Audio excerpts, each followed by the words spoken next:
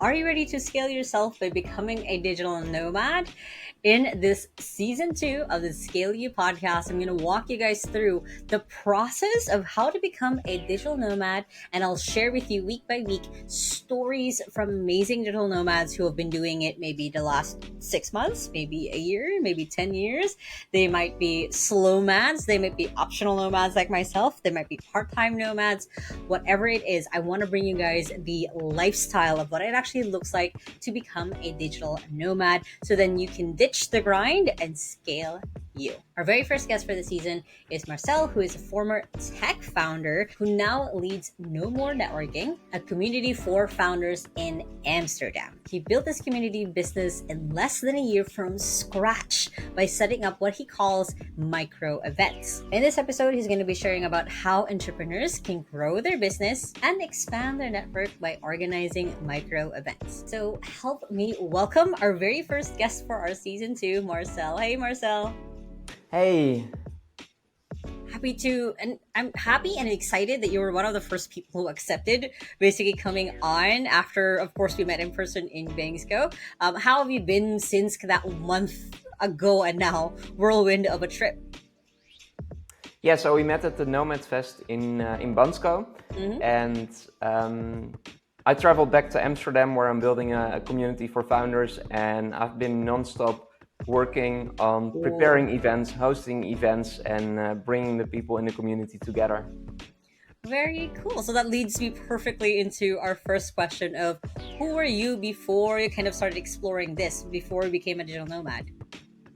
Well, I used to have an online business, but it still had an office. Right, so the business was called Trending Jobs, and it was a job search platform for blue-collar workers in the US. And we had a small team in the Netherlands with developers and some other shareholders. And I used to live in a city in the Netherlands, Utrecht, very nice city.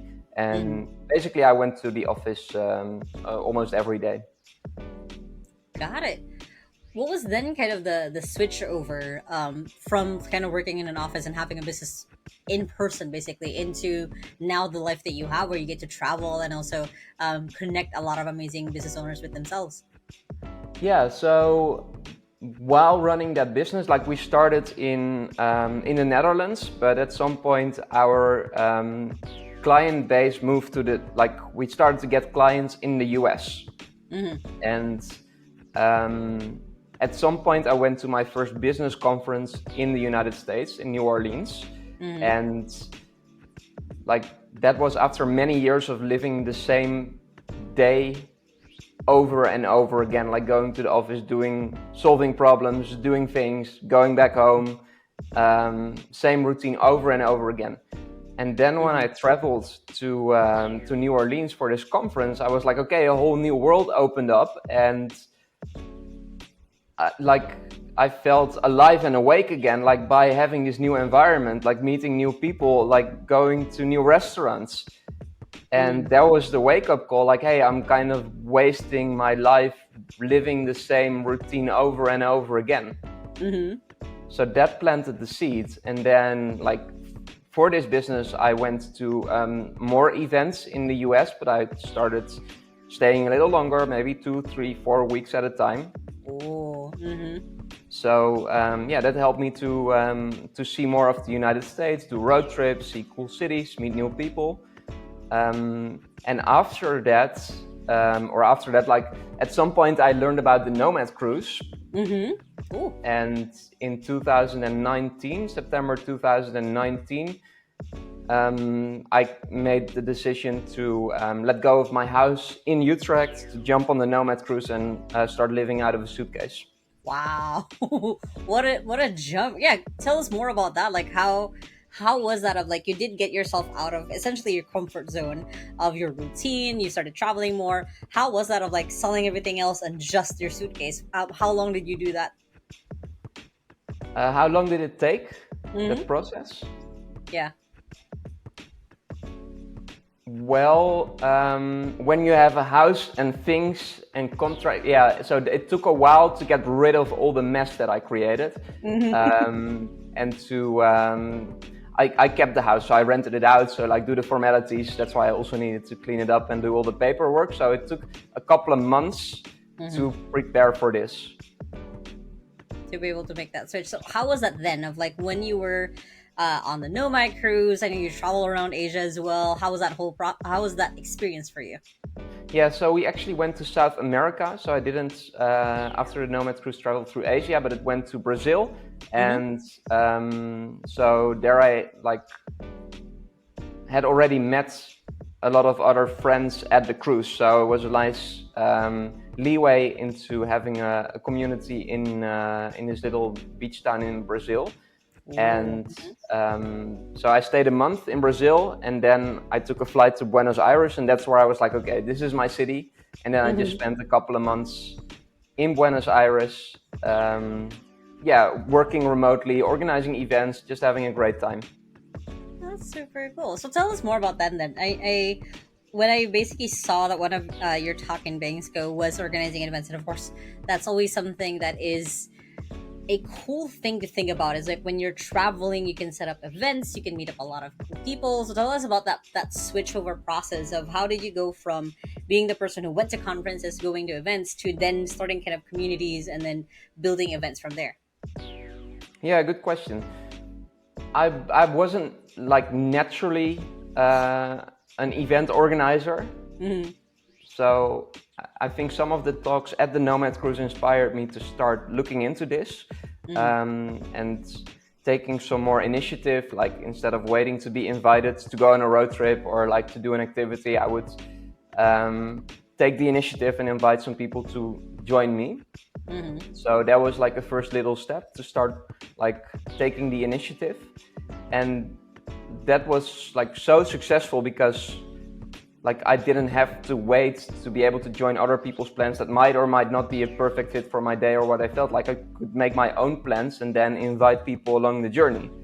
So that was really cool on a very small scale. And in Buenos Aires, there was actually a friend of mine, she's called Roseanne, and she kind of started the digital nomad community in Lisbon. She was organizing events in Buenos Aires, and she left after like a month there and doing some events, and she was looking for someone to take over the organization of the events. So that's like how I rolled into doing events, like by like taking over the events that someone else was organizing. And that's how I also learned how the process works and how you get like you need to get venues, you need to get people to the events, like all of those things. Yeah, that helped. Got it. And I'm super curious because like I can imagine at one end you're kind of, like I said, you're meeting new people, you're making connections, but at the other end I can imagine sometimes it could feel like you're herding cats of like collecting people, especially when nomads are like here one week, in the next city the other. What were kind of challenges that you went through as you were starting to make that as part of like basically creating that system for yourself? Yeah, so in some places the community is more transient than others, right? So in Buenos Aires, it's quite far away, so people stay for a bit longer generally. And then the thing is, organize a cool event like that is like the thing every week or every month to go to, and then the people who join to the events or the speakers, they might change. But the event is there to stay. Like if you have a pattern or rhythm in that, maybe even the same location every time, like the event, like amidst all the chaos and changes, can be a constant factor that brings people together, like when they're in the city, but also like they know if they go back to that city, like, hey, I can join this, I can meet and connect with people here. Got it. So it kind of became an anchor for people to kind of always want to go back to every single time. So from Buenos Aires, where else did you go? Where else can you start? Have you started kind of sharing a little bit of that part of the world? And how did you end up in Amsterdam as well? Yeah, so while I was in the midst of organizing events in Buenos Aires, so the COVID pandemic started. Mm-hmm. And Buenos Aires and Argentina in general, like they were quite strict. So, and they have a lot of police, so it wasn't really possible. Like everything was closed. It wasn't really possible to do events. I got stuck in Buenos Aires for a couple of months. There were no flights out, and when there were flights out, I kind of had to. I somehow managed to get a spot on a repatriation flight to Spain, and then traveled to Amsterdam. So at that time, it made sense to organize events at a place where I could actually live at that time, and that was Amsterdam. Got it. And basically, ever since, like, can you remember how many countries you've been to so far? No, I don't count. Too many. So then it's such an interesting thought for, especially for, like I said, for me, I really got interested with your topic because that's something that I hopefully want to do. It's like for every country that I want to go to, I want to set up some sort of event, whether that's just a mastermind for people or being able to build connections in some way. What are your own top tips of building connections with people, especially when, like I said, everyone's kind of transient, everyone's like here one week, another place the next. What are the top tips for someone who might be thinking of being a digital nomad and kind of building a community wherever they go? Right, so what I always say is organize micro events. So easy to organize in-person events that bring people together where they receive some kind of value. And the value of an event, it can be through the content you deliver, through a certain experience that you provide. So maybe it's a nice dinner or a hike or whatever, and the connections that people make during the event. So if you can organize an event that provides value to people and you invite the specific people you want to connect with, that's like one of the fastest way to build a network and make new connections. God, how do you maintain it then? I'm super curious about that part of, like, as you are meeting a lot of people, as you are moving around, what are your biggest tip or top few things that you want people to keep in mind to kind of keep that relationship as you guys are moving around the world? Yeah, that's why I focus on in-person events. I think the true connection happens when we share experiences in person. Personally, I choose to only do that. I almost do 0 phone calls or video calls, because at some point, like if you organize events, you build communities, it's too much. So I like to have a physical limitation, and then if people want to connect with me, they can come to one of my events or meetups that I organize, and they're like, we have a nice experience together, and they can also connect with some other people. So it's not only dependent on me, but to be able to maintain connections with like all the people who ever went to your events, that often doesn't make sense. It's not gonna make you very happy. True. I love that. Of basically the way to create and maintain strong connections and relationships is making sure that you have had that shared experience and life together. And I do get that, like, because since I've met you in person, like connecting with you is a little bit easier versus like if all that we've done is essentially just Zoom calls. It's a little bit different in that way of a connection. Got it. So what's then kind of next for you? Like how are you seeing yourself of like where you're going and where you want to go? Right. So currently my goal is to grow the founders community in Amsterdam. It's now at a point where I have 2 monthly events that are like quite popular and sold out. But it's not at the point yet where if I leave, everything continues. So my next goal is to get it to a size, including other hosts and organizers as well for the events, where even if something happens to me or if I leave, this community is like a self-sustaining thing. Yeah, got it. So creating more of a, you're scaling essentially the events beyond yourself. So where would you want to go next? Like what's your next couple of destinations or places that you want to go? Well, it's my dream to set up this founders community also in Buenos Aires. Mm-hmm. Go back. And Yeah. in Austin, Texas, which is Ooh. like, yeah, that might be my favorite city in the world. So I really want to set up this community there as well. Mm-hmm.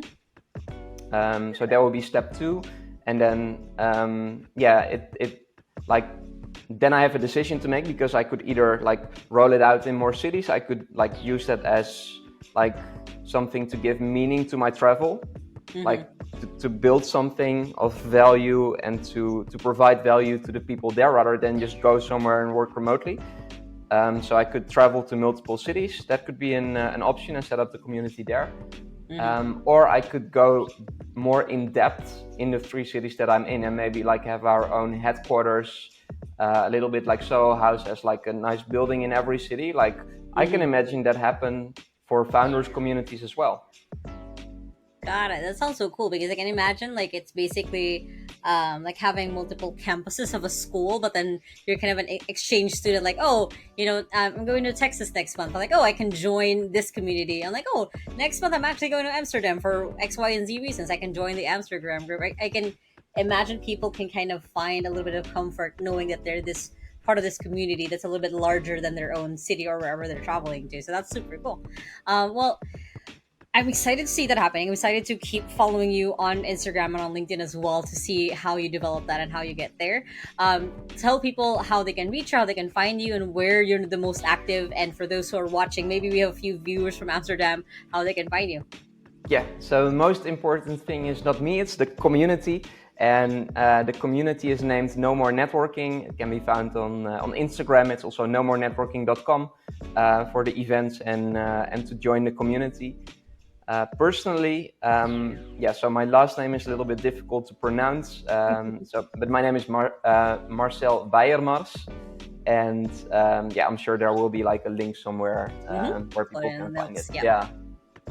Awesome. Well, thank you so much for taking your time of like walking people through one of the options that they can do, especially as a digital nomad, and finding these communities. I think I've told you before that I love the business name. Basically, of No More Networking is like the perfect one for the thing that you're creating in the community. Thank you so much, and we'll definitely see you around, and we'll put all of your links in the description below, so everyone can check you out. Thank you so much for your time today, Marcel. Thank you. I hope you guys enjoyed the interview with Marcel. I am honored that he joined in as a very first guest for this season, and there's going to be a lot of other amazing guests like him, basically people that I've met during my month in Bulgaria. So I'm looking forward to you guys hearing about their stories, hearing about their lifestyle. We're gonna get more and more people who have been doing this for a while, maybe have traveled to a lot of countries. I'm excited for you guys to go through that. So of course, if you guys liked this episode, if you guys are watching this on YouTube, listening to Spotify, anywhere else, make sure to hit the like button right there. Hit subscribe if you haven't yet, so you don't miss any of our future episodes. And as always, I hope you guys have a wonderful day, and remember that small steps matters, and I'll see you in the next episode. Bye.